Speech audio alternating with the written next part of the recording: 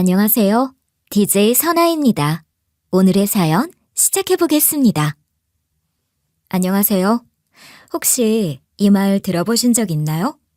고난은 인내의 어머니이다. 저는 살면서 눈물이 날 때마다 이 격언을 떠올리면서 스스로를 다독였습니다. 비록 지금은 고통스럽더라도 언젠가 다 약이 될 거라고 생각한 거예요. 사실 저는 너무 어린 나이에 가족이라는 울타리가 산산조각나는 경험을 했어요. 하지만 다시 행복해질 날을 기다리며 꿋꿋하게 버텨냈습니다. 덕분에 저는 오늘 행복하게 웃으면서 사연을 쓰고 있네요. 지금부터 제가 다시 일어서기까지의 여정을 들려드릴게요. 모두 경청해주세요.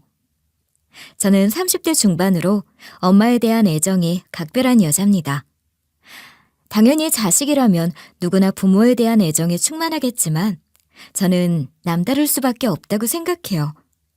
아마 사연을 들어주시는 여러분들도 우리 엄마가 어떻게 살아왔는지 알게 되시면 여러 감정이 떠오르실 거예요. 왜냐하면 엄마는 혼자서 절 책임지기 위해 아등바등 노력하셨거든요. 물론 처음부터 우리 둘이 살았던 건 아니었습니다. 원래 아빠도 딸 바보라 해도 좋을 정도로 절 사랑해 주셨으니까요. 만약 제가 아플 때면 밤새 곁을 지키며 체온계를 들여다보셨고요. 텔레비전을 보다가 제가 스쳐 지나가듯이 좋다고 언급했던 연예인 콘서트 티켓을 어렵게 구해주시기도 했어요. 그리고 제가 산책하는 도중에 다리 아프다고 엄살 피우면 언제나 등을 내어주셨죠. 우리 수인이를 위해서라면 아빠가 못할 게 뭐가 있겠어? 다른 거 다 필요 없고 건강하게 자라면 충분하다. 그냥 아빠가 다 해줄 테니까 우리 공주님은 아빠 옆에서 환하게 웃어주기만 하면 돼. 시간이 많이 지났다는 이유로 과거를 미화하는 게 아니라 진짜 아빠는 가정적인 분이셨습니다. 맹세코 저뿐만 아니라 엄마도 아껴주셨어요. 언제나 퇴근하실 때면 엄마를 위해 꽃다발을 사오셨고요. 절대로 혼자 모든 집안일을 감당하게 놔두지 않겠다며 피곤한 몸을 이끌고도 설거지를 자처하셨습니다. 엄마 역시 이런 배우자는 어디 가서 만나지 못할 거라며 기뻐하셨죠. 하지만 아빠는 어느샌가부터 여성 편력이 심해졌습니다. 아빠, 어디 가세요? 또 친구 만나러 나가시는 거예요? 어떻게 그렇게 친구가 많으신 건지 궁금해요. 우리 학교 통틀어도 아빠처럼 인기 많은 사람은 또 없을 것 같아요. 몸이 10개라도 모자라 보여요. 우리 딸이 아빠를 너무 좋게 평가해 주는 것 같은데? 하도 여기저기 부르는 곳이 많아서 바쁘기는 해. 그래도 아빠는 언제나 우리 딸밖에 없다는 거 잊지 마라. 금방 돌아올 테니까 조금만 기다려. 어릴 때는 뭘 잘 몰랐기 때문에 그저 아빠가 발이 넓고 친화력이 좋다고만 생각했던 것 같아요. 하지만 지금 생각해보면 아빠는 외간 여자의 머리를 넘겨준다든지 본인에게 기댈 수 있도록 품을 내어준다든지 술자리에서 너무 취한 것 같아 걱정이 된다며 집안까지 바래다 준다든지 워낙 성격이 좋다는 이유로 끌어안는다든지 너무 해펐습니다. 당연히 엄마도 이 문제로 골머리를 앓기 시작하셨죠. 그 여자들은 제정신이 맞기는 해? 어떻게 애 딸린 유부남한테 달라붙으려고 하는 거야? 아무리 이해해보려고 노력해도 상식적이지가 않아. 당신도 나중에 일 크게 만들지 말고 지금부터 선 똑바로 그어. 설마 당신 나한테 집착하는 거야? 이런 식으로 나오면 매력 없는 거 알지? 괜히 숨통 조이면 오히려 밖으로 나가고 싶어지는 거 몰라? 그냥 서로 신뢰하면 아무런 문제 없잖아. 난 당신 믿고 있으니까 당신도 마음 고쳐먹어. 그걸 지금 해명이라고 하는 거야? 완전히 내 탓을 하고 있는 거잖아. 여태까지 당신이 날 불안하게 만들었다는 반성은 안 해? 그동안 어떻게 나밖에 모르는 남자인 척 속인 건지 모르겠네. 자연스럽게 엄마와 아빠는 몇 번씩이나 부딪혔습니다.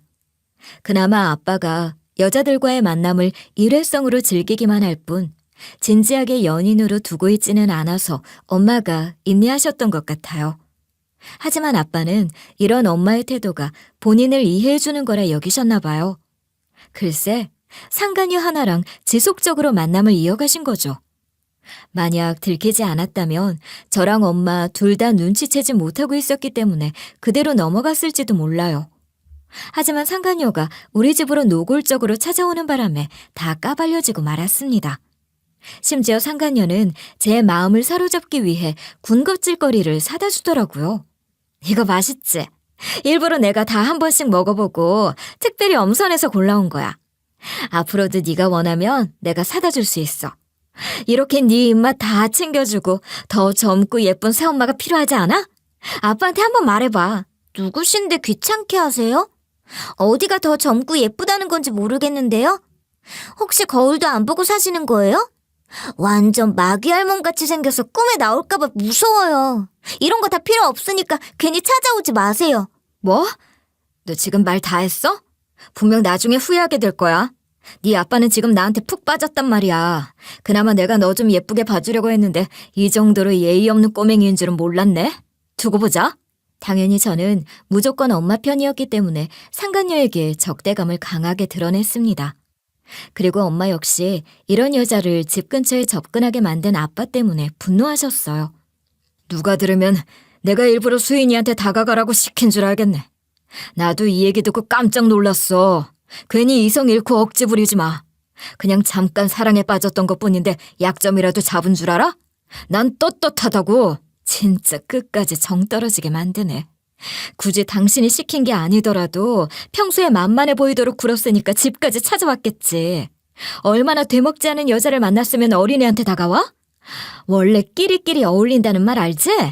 당신도 똑같이 천박한 거야. 결국 엄마는 더 이상 참지 못하고 이혼을 결심하셨습니다. 그나마 집은 우리 모녀가 살 수 있게 돼서 얼마나 다행이었는지 몰라요. 하지만 엄마는 고아로 자랐기 때문에 친정에서 도움을 받을 수 있는 처지가 아니었어요. 어쩔 수 없이 절 혼자 키우기 위해 정말 많이 고생하셨죠. 아침마다 이른 시간부터 동네 밥집에서 식판 설거지 아르바이트를 뛰셨고요. 낮에는 마트 계산대에서 다리가 퉁퉁 붓도록 서서 일하셨습니다. 단순히 계산만 해주면 되는데 뭐가 힘드냐고 하실 수도 있어요. 하지만 엄마는 진상까지 모조리 대응해야 해서 심적으로도 고되셨을 거예요. 그리고 저녁에는 옷가게 진열대에서 제품을 걸며 까다로운 사장님의 눈치를 봐야 했죠. 게다가 밤에는 전화 한 통에 소정의 수당을 받는 텔레마케팅 일까지 하면서 몸이 10개라도 모자란 일상을 보내셨습니다. 당연히 저는 이런 엄마에게 투정 한번 부리지 않고 말씀 잘 듣기 위해 노력했어요. 엄마, 많이 힘드신 거 알아요. 당장 내일이라도 어른이 돼서 같이 고생하고 싶어요. 도대체 어떻게 해야 제가 엄마 짐을 나눠 가질 수 있을지 모르겠어요. 이렇게 안마라도 해드려서 엄마의 피로가 싹 날아갈 수 있다면 좋겠다는 마음뿐이에요. 솔직히 엄마를 가만히 지켜보고 있으면 저절로 눈물이 나오더라고요. 아직 어렸던 제 눈에도 엄마가 얼마나 고생하시는지 다 느껴졌으니까요. 그런데 엄마는 제가 울먹일 때마다 의연한 모습으로 다정하게 안아주셨어요. 오히려 제가 있어 힘을 낼 수 있으니 미안해하지 말라는 거였죠. 그렇게 우리 모녀는 형편이 넉넉하지는 않았지만 서로가 있어서 버틸 수 있었고 나름대로 행복한 일상을 살았습니다. 비록 남부럽지 않은 부자는 아니었지만 이렇게라도 엄마랑 화목하게 살 수 있다면 인생이 만족스러울 것 같더라고요. 그러던 어느 날 제가 갑작스럽게 소아암 투병을 하게 됐어요. 안 그래도 넉넉하지 않은 형편에서 투병까지 하게 됐으니 얼마나 청천벽력 같았겠나요? 심지어 병원에서도 절 포기하는 게 좋겠다는 말이 떨어질 정도로 쉽지 않은 상황이었습니다. 당연히 엄마 입장에서도 하늘이 무너지는 것 같은 기분이었을 거예요. 하지만 엄마는 제 앞에서만큼은 꿋꿋하고 씩씩하시더라고요. 우리 딸, 괜히 걱정할 필요 없는 거 알지? 어차피 엄마는 우리 딸 옆에 있을 거니까 다 이겨낼 수 있을 거야. 그동안 우리 아무리 힘든 일이 있어도 서로 의지하면서 잘 버텨내왔잖아. 조금만 더 힘내서 무사히 일어나자. 덕분에 저는 처지를 비관하지 않고 웃을 수 있었던 것 같습니다.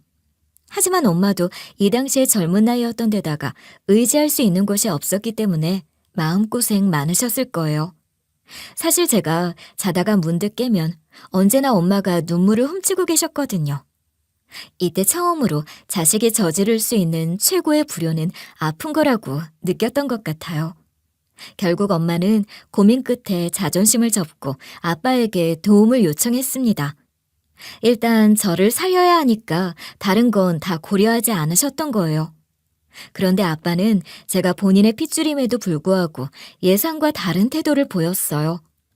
분명 아빠 잘못으로 이혼한 거면서 엄마에게 앙심 품고 있었나 봐요. 그새 상간녀랑 재혼까지 한 주제에 엄마한테 양육을 포기하라고 하셨거든요. 당신이 양육을 포기하지 않는다면 나도 병원비를 도와줄 수 없어. 내가 키워야 딸로서 손을 내밀어 줄 수 있는 거지. 기껏 낫게 해줬더니 당신이 데리고 가버리면 난 그냥 병원비만 갈취당하는 거잖아. 지금 당신 설마 계산기 두드리는 거야?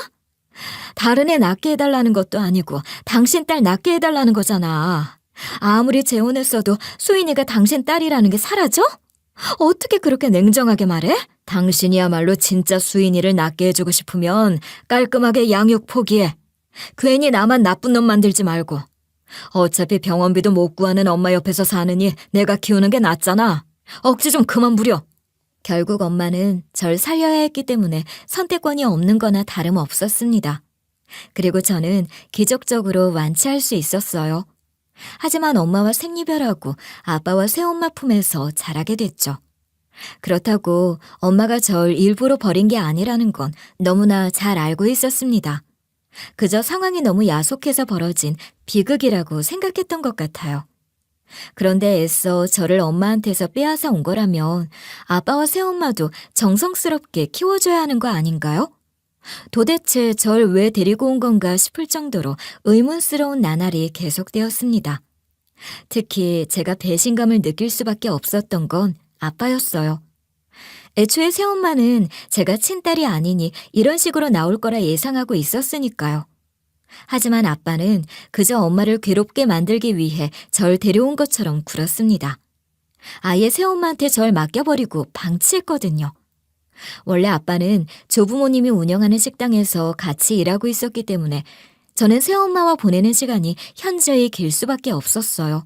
그런데 새엄마는 과거 상간녀로서 절 찾아왔을 당시에 제가 거칠게 반응했던 걸로 앙금이 남아있더라고요. 이제 너 어떡하냐? 완전히 네 세상은 다 끝나버렸는데. 그러게 내가 그때 너한테 손 내밀어줬을 때 눈치껏 받아들였어야지. 이제 와서 후회해봤자 소용없어. 원래 인생은 다 자업자득이거든. 이럴 거면 절 데려오자는 아빠의 제안에 거절했어야 하지 않나 싶을 정도로 새엄마는 쌀쌀맞게 구박했습니다. 일부러 제가 목말라하고 있을 때면 바로 눈앞에서 물을 다 설거지통에 부어버렸고요. 조금이라도 늦잠을 자면 제대로 가정교육을 받지 못해 그렇다며 흉봤어요. 그리고 제 외모에 대해서도 신랄하게 지적했습니다. 나중에 제대로 시집이나 가겠냐는 식으로 깔깔거리더라고요. 그리고 조부모님까지 다 같이 가족 사진을 찍으러 갈 때도 방에서 못 나오게 했어요. 대신 아빠와 조부모님에게는 제가 아프다고 거짓말하더군요. 또 한 번은 제가 반찬을 남겼다는 이유로 등짝을 거세게 내리치며 설거지를 시켰습니다. 얼마나 강하게 맞았으면 눈물이 맺힐 정도였어요. 처음에는 기대할 게 없는 존재라는 것을 알아서 인내하려고 했습니다. 하지만 숨조차 제대로 쉴 수 없고 너무나 서러워서 고자질하게 되더라고요. 아무리 그래도 아빠와 조부모님은 제가 핏줄이니 새엄마를 혼내주실 거라 믿었거든요. 아빠, 사실 새엄마 때문에 저 매일 울면서 잠들어요. 걸핏하면 아무것도 아닌 일로 구박하시니까 집안에 가만히 앉아있는 것도 무섭단 말이에요. 제발 새엄마한테 뭐라고 말 좀 해주시면 안 돼요? 저 아빠 딸이잖아요. 이 정도로 호소하면 절 안쓰럽게 여기실 줄 알았습니다. 하지만 아빠와 조부모님 모두 제 편을 들어주시기는커녕 오히려 감사할 줄 모른다는 식으로 타박하더라고요. 아직도 그렇게 눈치가 없어? 네가 마냥 어린애도 아닌데 알아서 기어야 할 거 아니야. 네 새엄마가 친자식도 아닌데 이렇게 키워주는 게 감사하지는 않듯? 설마 네가 경우 없이 굴 줄은 꿈에도 몰랐다. 저거 분명 지 엄마 닮아서 상황 파악 못하고 자존심이나 세우는 거야. 볼수록 정 떨어져서 어디 갖다 버리고 싶다니까. 괜히 대접받지 못한다고 궁시렁거리지 말고 편히 누울 곳이 있는 걸로 감사히 여겨라. 결국 저는 한창 사춘기 나이였을 때도 반항 한번 하지 않고 주눅들어 살아야 했습니다. 어차피 저는 제 편 하나 없는 집으로 돌아가야 했으니까요. 그저 하루빨리 성인이 되고 기숙사가 있는 대학에 진학하고 싶다는 생각뿐이었어요. 그런데 설상가상으로 새엄마가 아빠의 아이를 임신해버렸습니다. 덕분에 저는 집안에서 설 자리가 턱없이 부족해졌어요. 그나마 존재감을 갖고 살아남기 위해서는 새엄마의 비위를 제대로 맞춰드려야 했죠. 매일같이 학교를 마치고 집에 돌아오면 새엄마가 입덧으로 속이 울렁거린다면서 먹고 싶은 음식 리스트를 적어줬어요. 그러면 저는 방금 집에 돌아왔음에도 헐레벌떡 시장을 돌고 음식점을 전전하며 사다 바쳐야 했습니다. 그리고 새엄마가 구토감이 든다고 손을 번쩍 들면 바로 바가지에 물을 떠다 드려야 했어요. 만약 누가 보면 호흡이 척척 맞는 콤비 같다고 했을지도 몰라요. 게다가 새엄마가 허리가 아프다 하면 베개를 깔아드리면서 등을 주물러 드리는 것도 제가 담당했습니다.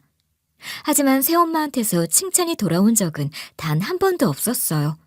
너는 딱 이렇게 시녀처럼 사는 게 적성에 맞나 보다. 나중에 우리 아이 태어나면 그때도 빠릿빠릿하게 움직여야 돼. 그래야 네가 이 집에 머물 명분이라도 생기지 않겠어? 괜히 고깝게 듣지 말고 감사히 가슴에 새겨. 솔직히 사연을 들으시는 여러분들도 치가 떨리지 않나요? 그리고 새엄마가 저한테 얼마나 못되게 굴었냐면 길거리에서 마주쳐 새엄마를 부른 적이 있었습니다. 그런데 왜 본인을 엄마라고 부르냐면서 사람 잘못 봤다고 무안을 주더라고요. 그러다가 언제는 또 제가 아는 척을 늦게 하면 예의 없다면서 호통을 쳤어요. 그래서 제가 이번에는 혼나기 싫어 또 인사하면 사람 잘못 봤다며 쌀쌀맞게 자리를 떠났죠.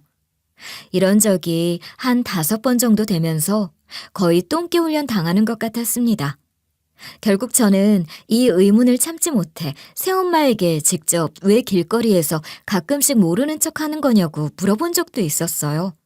그런데 새엄마는 눈을 동그랗게 뜨면서 황당해하더라고요. 너 진짜 웃긴다. 언제 내가 널 모르는 척 했는데? 설마 너 지금 나 누명 씌우려고 하는 거야? 진짜 억울해서 뭐라 말도 안 나온다. 아무리 영악해도 이런 걸로 사람 잡을 생각하지 마. 오히려 네가 먼저 인사 안 해서 내가 아는 척한 적도 있었잖아. 새엄마는 연기를 하는 건지 아니면 진심인 건지 딱 봐도 억울해 보이는 얼굴이기는 했습니다. 하지만 저로서는 진짜 혼란스러울 수밖에 없었어요. 당장 저도 학교에 다니고 있고 공부도 해야 하는데 이런 식으로 어디에도 정착하지 못한 것처럼 살아가야 하는 처지가 기가 막히더라고요. 결국 저는 울면서 엄마랑 살던 집을 찾아갔습니다. 왜 이제야 찾아갔는지 궁금증을 갖는 분들도 계실 것 같은데요. 원래 아빠 품으로 가게 되면서 이런저런 제한이 붙어서 어쩔 수 없었어요.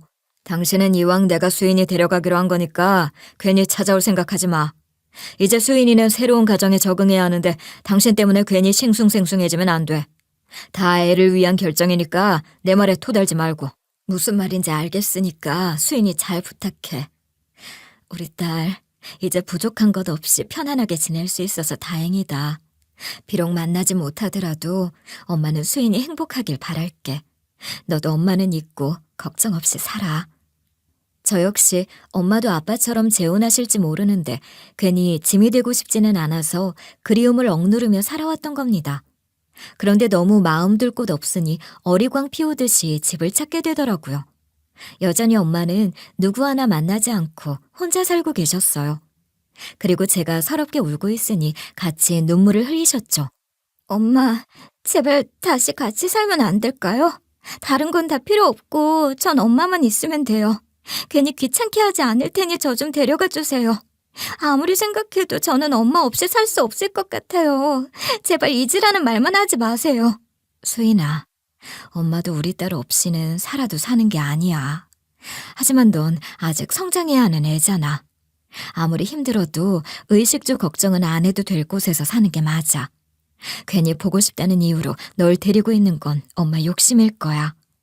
비록 같이 사는 건 거절당했지만 이 이후로 저는 엄마랑 몇 번씩 몰래 만났습니다. 이제야 숨통이 트이는 것 같고 얼마나 벅찼는지 모르겠어요. 엄마 역시 이래도 되는 거냐고 걱정하시면서도 내심 살 것 같다며 좋아하시더라고요. 이러다가 들키면 괜히 너 쫓겨나는 거 아니야? 나야 널 마음껏 예뻐해 줄 수 있으니 기쁘긴 한데 걱정스럽구나. 그동안 나만 널 보고 싶어 한 게 아니라는 점은 너무 고맙지만 괜히 무리하지는 마라. 저도 이제는 다 눈치껏 행동하니까 걱정하지 않으셔도 돼요. 설마 엄마랑 다시 만나고 있을 줄은 상상도 못 하실 거예요. 그냥 친구 만나러 나간다고 했더니 캐묻지도 않고 마음대로 하랬어요. 좀 더 엄마랑 시간 보내다가 들어갈래요. 사실 집에서는 제가 건실하게 크는 것에 그다지 관심 없는 어른들 뿐이었습니다. 그래서 그냥 제가 이상한 애들이랑 어울려 다니는 것 같다며 혀만 쯧쯧 차시더라고요. 쟤는 진짜 우리 아들 피는 하나도 안 섞인 것 같다. 뭐 저렇게 밖을 쏘다니는지 모르겠어. 그냥 식충이 하나 데려와서 덕 쌓는다고 생각해야지 뭐. 나중에 뭐가 되려고 하는지 감도 안 잡히는구나. 어머님, 그래도 곧 태어날 손주가 한 명 더 있으니 걱정하지 마세요. 무조건 제가 우리 아이는 자랑스러운 손주가 될 수 있도록 열심히 키울게요. 절대로 양아치가 되도록 가만히 놔두지 않을 거예요. 특히 새엄마는 이제 본인 아이가 태어나서 그런지 집안에서 제 평판을 아예 깎아버리고 싶어하는 것 같았습니다. 그러던 어느 날 제가 고등학생이었을 때 아빠가 배달 나가서 신속하게 갖다 주려다가 신호를 어기는 바람에 교통사고가 나서 세상을 떠나버리고 말았어요. 물론 아빠의 잘못으로 일어난 사고이기는 했지만 조부모님이나 새엄마 입장에서는 많이 슬플 수밖에 없었죠. 솔직히 저도 적지 않은 충격을 받기는 했어요. 하지만 그동안 애착 관계가 많이 사라져 있던 터라 실감이 나지 않더라고요. 자연스럽게 저는 눈물까지 흘리지는 않았던 것 같아요. 그런데 이로 인해 저는 원래도 할머니의 눈엣 가시였지만 제대로 눈밖에 나버리고 말았습니다. 안 그래도 이 집에서 낙동강 오리알처럼 자라고 있었는데요. 꼭 아빠가 먼저 세상을 떠나버린 게 제 탓처럼 되어버리고 만 거예요. 이렇게 정신 썩어 빠진 것은 애초에 태어나지를 말았어야 하는데 이런 것도 딸이라고 우리 아들은 책임지고 살았으니 얼마나 마음이 아픈지 모르겠다. 괜히 이런 년 키운다고 열심히 사느라 애꿎은 명만 단축하고. 이 말을 제가 어디에서 들었냐면 바로 아침 식사하는 자리였습니다. 거의 매일같이 체해서 살이 빠질 정도였어요. 당연히 학교에서도 친구들이 무슨 일이 있는 거냐고 물을 정도였죠. 그동안 성인이 될 날만 기다리면서 버텼는데 상처받을 만한 언행이 화살처럼 쏟아지는 상황에서 어떻게 타격 없이 살 수 있겠어요? 게다가 새엄마와 조부모님이 바로 앞에서 이복 동생한테는 잘해주고 있었습니다. 아이고 예쁜 내 새끼. 가만히 눈만 마주쳐도 힘이 저절로 솟는 것 같다. 우리 아들이 나보다 먼저 떠나버려서 불효자인 줄 알았더니 이래 귀여운 공주를 남겨둔 거구나. 다른 게 아니고 네가 복덩이야. 어머님이 많이 기력을 되찾으신 것 같아서 다행이에요. 저도 이제는 그이 때문에 너무 슬퍼하지 말고 하늘에서 마음 놓고 지켜볼 수 있도록 아이한테 최선을 다하려 해요. 나중에 만났을 때 웃으면서 인사해야 하잖아요. 그래, 네 말이 현명하다. 우리 아들을 위해서라도 주저앉아 있으면 안 되는 거지. 내가 힘이 닿을 때까지는 뼈 빠지는 한이 있더라도 우리 귀염둥이 손녀를 위해 일할 거야. 아주 그냥 사달라는 건 다 사줄 거라고. 당연히 저와 이복 동생의 처지는 적나라하게 비교될 수밖에 없었습니다. 결국 저는 서러움을 참지 못하고 엄마를 찾아갔어요. 그리고 눈물을 흘리면서 제가 얼마나 마음고생하고 찬밥 대우를 받는지 전부 실토했죠. 원래 저는 엄마가 걱정하는 게 싫어서 제가 눈칫밥 얻어먹고 있다는 상황은 숨기고 그저 엄마를 그리워하느라 힘들다는 말만 전했거든요.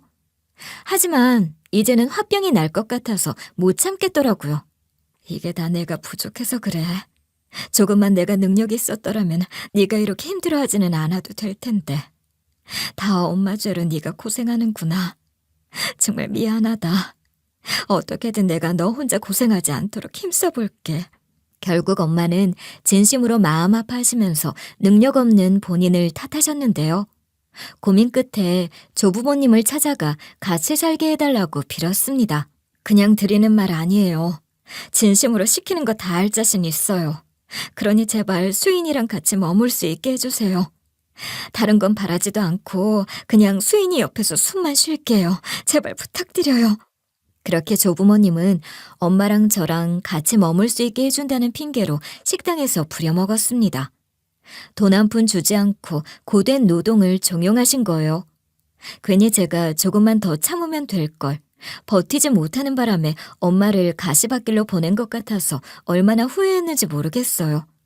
하지만 엄마는 이렇게라도 제 옆을 지켜줄 수 있어서 만족스럽다고 좋아하셨습니다. 원래 이 정도 고생은 다들 하면서 살아간다고 생각해. 나라고 편하게만 사는 게 더 이상한 거지. 오히려 나는 고생한 것에 비해 더 큰 보람을 얻는 것 같은데? 이 세상에 너만 데리고 살 수 있다면 뭔들 못하겠어. 사실 제가 학교에 가 있고 엄마는 식당에서 하루 종일 고생하느라 같이 붙어 있을 수 있는 시간이 길지는 않았습니다. 하지만 우리 모녀는 그저 함께 할 수 있다는 것만으로도 기쁘더라고요. 그러던 어느 날 엄마가 절뚝거리며 집으로 귀가하셨어요. 당연히 깜짝 놀라서 무슨 일인지 확인했죠. 처음에 엄마는 제 걱정을 끼치고 싶지 않다며 숨기려고 하셨습니다. 그런데 알고 보니 엄마가 식당에서 화상을 입고도 제대로 치료하지 않은 채로 하루 종일 고된 노동을 하셨더라고요. 아니, 이렇게 다쳤는데도 할머니가 그냥 일하라고 하신 거예요? 생판 남이 다쳐도 이 정도면 병원 다녀오라고 하겠어요. 정말 해도 해도 너무하시네요. 차라리 제가 대신 아프고 싶은데 해드릴 수 있는 게 없어서 죄송해요. 바로 다음 날이 되자마자 주말이라 학교에 가지 않아도 돼서 저는 엄마를 이끌고 병원에 갔습니다. 하지만 이미 흉터가 길게 남아버린 뒤였죠. 원래 엄마와 함께 살아갈 수 있다면 소박하게 살아도 상관없었어요. 하지만 이런 고생을 저만 하는 게 아니니까 가슴에 불길이 있는 것 같더라고요. 결국 저는 엄마를 위해 효도하겠다는 마음으로 공부에 매달렸습니다. 원래 머리 하나만큼은 나쁘지 않았기 때문에 성적은 상위권이었고요. 수험 생활하는 동안에는 거의 하루에 한두 시간씩 잤던 것 같아요. 덕분에 저는 의대에 진학할 수 있었고 계속해서 치열하게 살아 의사가 될 수 있었답니다. 원래 대학에 들어가자마자 엄마랑 독립해 나가고 싶은 마음이 강했는데요. 들어가는 돈이 만만치 않아서 엄마는 일단 계속 조부모님 댁에 같이 지내셨어요. 그리고 제가 의사가 되기 1년 전에야 우리 모녀는 조부모님 댁에서 나올 수 있었죠. 안 그래도 제가 의대에 진학하고 나서부터는 분명 친소녀인데도 이복동생 상대로 기고만장하지 말라며 경계하던 터라 우리 모녀가 나가겠다고 하니 반기더라고요. 드디어 나가는구나.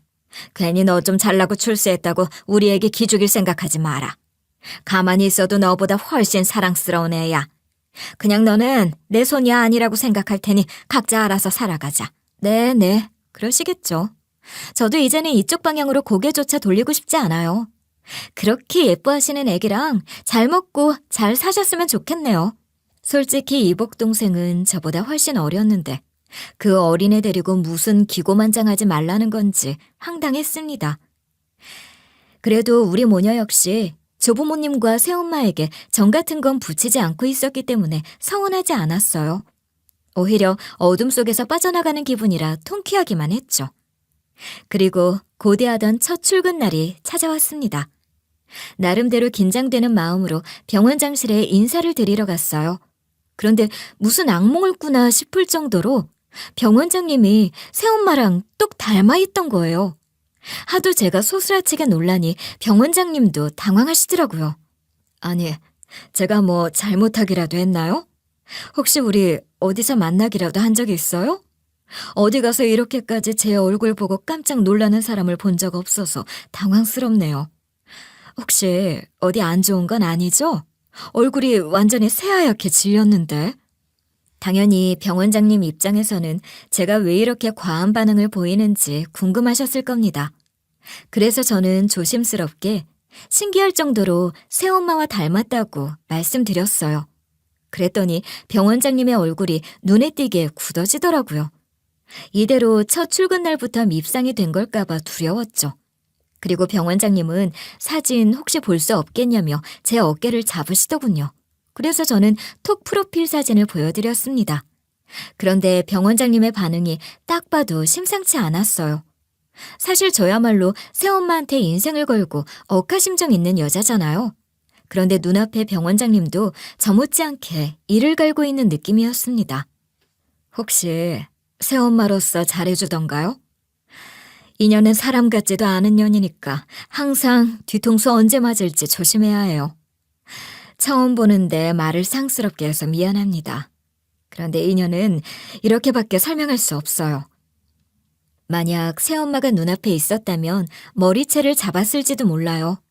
그리고 병원장님은 분노를 최대한 참아가며 이야기를 들려주셨어요.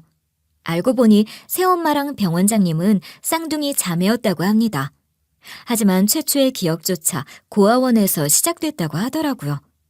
당연히 병원장님은 자기한테 하나 남은 혈육인 새엄마를 껌딱지처럼 따랐겠죠. 분명 같은 날에 태어난 쌍둥이 자매였음에도 불구하고 꼬박꼬박 언니라고 부르며 졸졸 따라다녔다고 하더군요. 오죽하면 고아원에서 병원장님에게 무슨 일이 있을 때면 새엄마를 찾았다고 했어요. 그리고 병원장님은 돌부리에 걸려 넘어졌을 때도 울면서 고아원 선생님에게 가는 게 아니라 새엄마에게 갔다고 하더라고요. 그 정도로 새엄마에게는 껌뻑 넘어가는 귀여운 동생이었던 겁니다. 언니는 어떨지 모르지만 난 고아원에 있더라도 언니가 있으니 든든해. 만약 다른 애들처럼 혼자 여기 떨어졌다면 진짜 많이 힘들었을 거야. 앞으로도 언니가 내 옆에 있었으면 좋겠어. 나도 너랑 똑같아. 워낙 네가 내 말을 잘 들으니 불편할 게 뭐가 있겠어? 일단 쌍둥이라서 더 믿음직스러워서 좋아. 나중에 어떻게 될지는 몰라도 넌 나만 의지해야 돼. 원래 세상은 호락호락하지 않거든. 이 당시에 병원장님은 새엄마 역시 본인을 각별하게 여기고 있을 거라 믿어 의심치 않았다고 했습니다. 애초에 서로에게 유일하게 남은 혈육이었고 쌍둥이였으니 남다를 거라고 생각한 거죠. 특히 병원장님한테 새엄마는 콩 한쪽도 나눠 먹을 수 있는 존재였대요. 아무리 맛있는 간식이 나와도 새엄마랑 같이 먹을 정도였으니까요. 게다가 병원장님 본인보다 새엄마가 잘 되는 게 좋았다고 하더라고요. 하지만 새엄마는 속이 달랐던 거예요. 원래 착실하고 공부도 열심히 했던 병원장님이 먼저 입양 가게 되었는데요. 당일 아침에 새엄마가 이제 마지막이니 둘이서 숨바꼭질 딱 한 번만 하자며 꼬드겼다고 했어요. 이제 우리 언제 다시 만날지 모르는 거잖아. 딱 한 번이면 돼. 이 기억으로 널 보고 싶어도 꼭 참고 살아갈게. 너도 거기 가서 새롭게 적응하기 힘들 텐데 오늘 나랑 논 기억으로 힘냈으면 좋겠어. 그렇게 순진했던 병원장님은 새엄마의 제안을 순순히 따라줬습니다. 하지만 새엄마는 병원장님이 들어간 옷장 문 앞을 가로막아 잠근 다음에 본인이 병원장님인 척 꾸며 대신 입양 갔다고 하더라고요. 겨우 병원장님은 고아원 선생님들에 의해 발견됐다고 했어요. 하지만 이미 탈진한 상태였고 그보다 본인의 쌍둥이 언니에게 배신당했다는 슬픔으로 알아 누웠다고 했습니다. 그러고 나서 성인이 돼 병원장님은 장학금을 받아 손꼽히는 대학에 진학했대요. 그런데 이 소식을 어찌한 건지 새엄마가 찾아왔다고 하더라고요. 내가 진짜 잘못했어. 그때는 어떻게든 고아원을 탈출할 길이 필요했거든. 나라고 마음 편히 떠났던 건 아니야. 새로운 집에서 단 한 번도 마음 편히 잠든 적 없었어. 죽을 때까지 이 과오를 갚을 때니까 용서해줘. 그런 말로 내 상처가 지워질 수 있을 거라 생각해? 다른 사람도 아니고 어떻게 언니가 날 배신할 수 있어? 난 진짜 두들겨 맞은 것처럼 슬펐단 말이야. 겨우 이런 사과로 넘어갈 수 있는 일이 아니었다고. 차라리 솔직하게 나 대신 가고 싶다고 말하지 그랬어. 넌 항상 내 앞에서 상냥하게 웃고 있는 애니까 얼굴 보고 말하지 못했던 거야. 그때는 나도 어려서 실수한 거니까 제발 만회할 기회를 줘. 사실 나한테는 입양 가서 생긴 가족보다 네가 더 보고 싶었어. 오직 너만 내 가족이야. 겨우 이런 사과로 병원장님의 지난 세월이 무마될 수는 없었습니다. 하지만 새엄마가 병원장님만 본인에게 남은 유일한 가족이라고 호소하니 딱 한 번만 용서해줄 마음이 생겼다고 하시더라고요. 그렇게 병원장님과 같이 살면서 새엄마는 사탕 발린 말을 늘어놓기 시작했어요. 역시 나보다는 네가 똑순이야. 아무리 노력해도 난 공부 쪽으로는 머리가 안 돌아가던데? 앞으로 너만 믿고 살아야겠어. 그 열악한 고아원에서 어떻게 장학금까지 받아 대학에 가냐고. 거의 개천에서 용난 거지. 원래 이렇게 말만 화려하게 하는 사람일수록 조심해야 하는 거 아시죠? 하지만 병원장님은 설마 하나뿐인 가족한테 다시 한번 뒤통수 맞을 거라 예상하지 못하셨대요. 결국 보기 좋게 넘어가 방심하고 만 거죠. 이 당시에 병원장님은 같은 학교에 다니는 남학생과 첫사랑으로서 연애 중이었는데요. 새엄마가 자기가 보는 눈이 있다면서 어떤 남자인지 알아봐 주겠다고 소개해달라며 졸랐대요. 너는 공부만 해서 순진하잖아. 어떻게 네 언니로서 내가 가만히 두고 볼 수 있겠어? 나는 워낙 남자 많이 만나봐서 딱 보면 알아. 널 얼마나 소중하게 생각하는지 시험해봐야 돼. 당장 자리 만들어. 결국 병원장님은 수줍어하면서도 조심스럽게 자리를 만들었는데요. 글쎄 새엄마가 명문대 다니는 남자라는 점이 마음에 들었는지 낼름 꼬셔버렸다고 하더라고요. 그리고 병원장님이 다음 학기 등록금으로 내기 위해 모아두었던 돈까지 훔쳐가 버렸다고 했어요. 심지어 병원장님 몰래 보증금까지 받아갔다고 하니 사람을 탈탈 털리게 만든 거죠. 그것도 본인의 쌍둥이 동생에게 이런 짓을 저질렀다니 정말 파렴치하지 않나요? 어쩔 수 없이 병원장님은 학교로 돌아가지도 못했고요. 크게 상심해서 인생이 피폐해지고 말았습니다. 이 당시에는 당장 죽어도 억울하지 않을 정도로 삶의 의욕이 없었다고 하더라고요. 그런데 막상 뛰어내리기로 결심하고 다리 위에 올라서니 분통이 터졌다고 해요. 어떻게 다른 사람도 아니고 나한테 이래? 도대체 어디까지 밑바닥인 건데? 왜 내가 죽어? 여태까지 열심히 산 죄밖에 없는데 왜 내가 이래야 하냐고. 무조건 살아남을 거야. 두고 봐. 아무리 짓밟아도 난 떳떳하게 살아갈 거라고. 딱 한 번뿐인 소중한 인생인데 여태까지 새엄마 때문에 제대로 누리지도 못한 거잖아요. 그래서 병원장님은 마음을 독하게 먹고 새엄마가 다시는 찾아오지 못하도록 절에 들어가 공부했다고 했습니다. 고사성어 중에 와신상담이라는 말 아시죠? 꼭 그 말처럼 병원장님은 목표로 한 만큼 공부하지 못하면 잠도 자지 않고 끼니도 넘겼다고 했어요. 결국 병원장님은 악착같이 노력한 끝에 의대에 진학했고 지금의 위치에 올라올 수 있었던 겁니다. 그런데 이 사연을 듣다 보니 불현듯 어릴 적 생각이 나더라고요.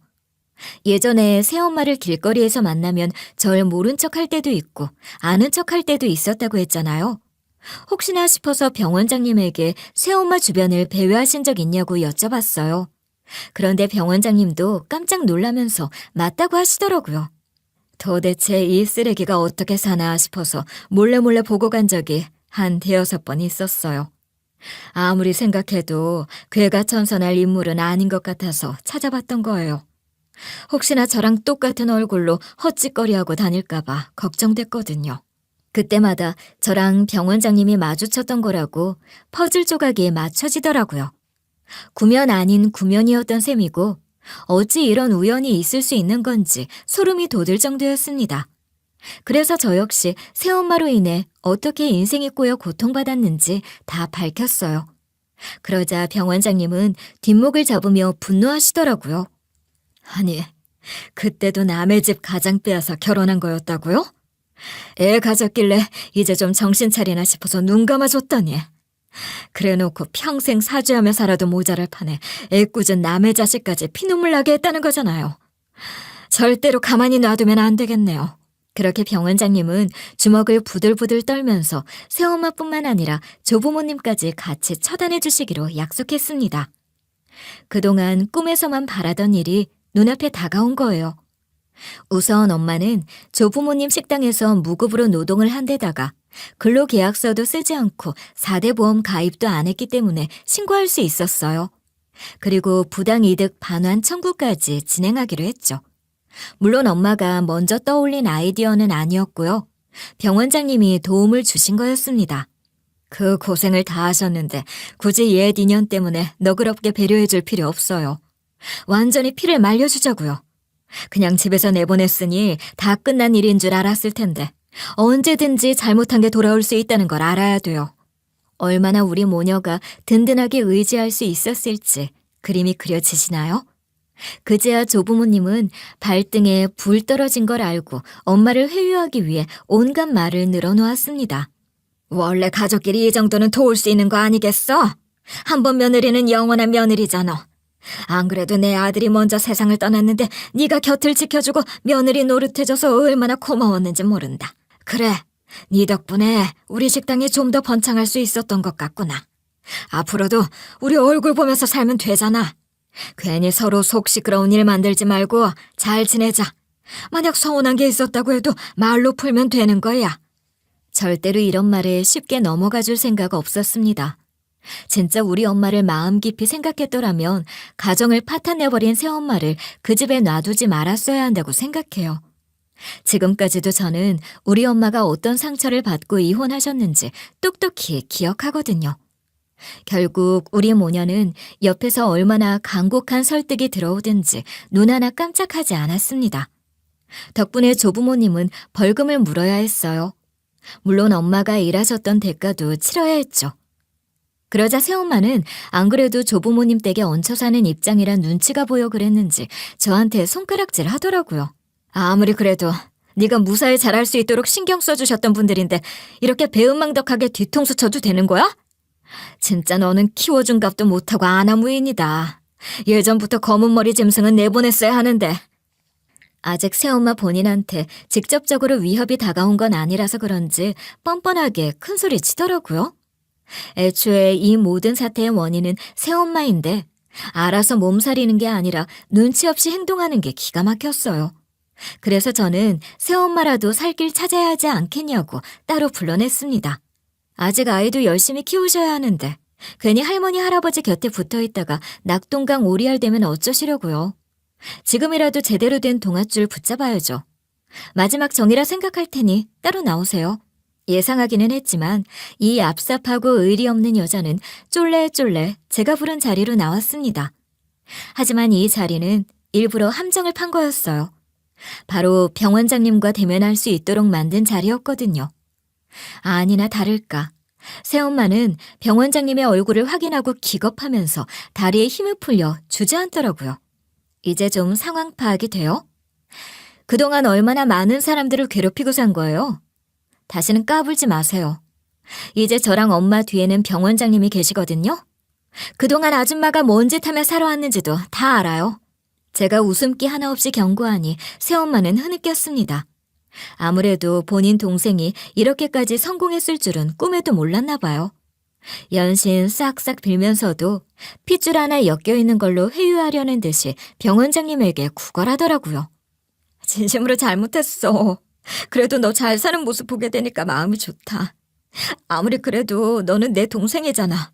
예전에 실수했던 건 계속 반성하고 있어. 이제는 나도 나이 먹어서 절대로 그런 짓 안 해. 딱 한 번만 믿고 나 좀 도와주라. 병원장님의 너그러운 용서는 이미 한참 전에 자기 발로 걷어찬 것 아니었나요?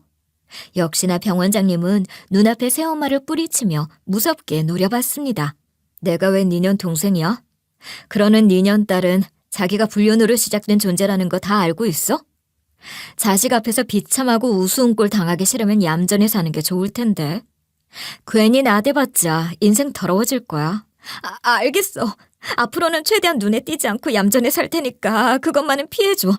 절대로 피해가는 일 없을 거야. 그냥 내 딸만 지켜주면 돼. 감히 다른 건 바라지도 않을게. 죽을 때까지 반성한다는 거 빈말 아니야. 여태까지 쓰레기짓 일삼으며 살아왔던 주제에 자기 자식 앞에서는 약점이 생겼나 보죠? 바로 깨갱하면서 눈물 콧물 다 찔찔 짜더라고요. 사실 저랑 병원장님 모두 어릴 적 상처가 있기 때문에 굳이 불륜의 씨앗이라는 사실을 공개적으로 드러낼 생각은 없었습니다. 아무래도 이복동생이 아직 어린데다가 굳이 이복동생이 저지른 죄도 아닌 것으로 상처 주기는 싫었거든요. 하지만 새엄마가 앞으로 어떻게 살아가는지는 꾸준히 지켜보며 구리게 살려고 하는 기색이 조금이라도 느껴질 때마다 한 번씩 기강 잡기 위해 무기로 쓸 거예요. 이 정도로 생각해주는 것만으로도 새엄마는 감사히 여겨야 해요. 다행히 새엄마는 본인이 어떤 처지인지 알고 있어서 더 이상 우리를 귀찮게 하지 않아요. 대신 우리 엄마를 형님으로 모시는 것처럼 안부도 묻고 과일도 꼬박꼬박 보내더라고요. 아무래도 죗값을 치러야 저랑 병원장님이 조금이라도 마음 풀어주실 거라 믿고 있는 것 같아요. 그리고 엄마는 병원장님과 가끔씩 만나면서 많이 호강하고 계세요. 제가 원래 효도하면서 경험시켜드리려고 했던 것들을 죄다 병원장님이 먼저 선수 치셨더라고요. 엄마, 요즘 재미있는 거 많이 하시는 것 같던데 질투나요? 나중에는 저한테도 시간 내주셔야 하는 거 아시죠? 이러다가 제가 엄마랑 하고 싶었던 버킷리스트 다 병원장님한테 빼앗길까봐 걱정이에요. 뭐가 걱정이야. 너랑 하면 또 처음 경험하는 느낌일 텐데. 꼭 친구가 생긴 것 같아서 즐거워. 솔직히 우리 만나면 네 이야기도 많이 해서 걱정하지 않아도 돼. 이미 나는 셋이 즐거운 시간 보낸 거라 생각하거든. 애초에 네 덕분에 생긴 인연이잖아. 두 분 모두 혼자가 익숙하셨던 분들이라 사이좋게 지내시는 모습을 보면 흐뭇해요. 사실 걱정이라고 했던 건 장난이었거든요. 그리고 저는 여전히 병원에서 최선을 다해 근무하고 있습니다. 항상 엄마의 자랑스러운 딸로 남고 싶기 때문에 매 순간 전력으로 노력할 거예요. 최근에는 같은 병원에서 근무하고 있는 동료랑 마음이 맞아 결혼을 전제로 교제하고 있어요. 다행히 엄마도 많이 반겨주셔서 언젠가 행복하게 사는 모습 보여드리고 싶네요. 하도 다사다난하게 살아왔던 터라 앞으로 어떤 어려움이 찾아와도 이겨낼 수 있을 거라는 자신감이 있습니다. 사연을 들어주신 여러분들께도 이 자신감을 나눠드릴게요. 그러니 우리 시련이 찾아와도 좌절하지 말고 힘내봐요. 지금까지 들어주셔서 감사드려요.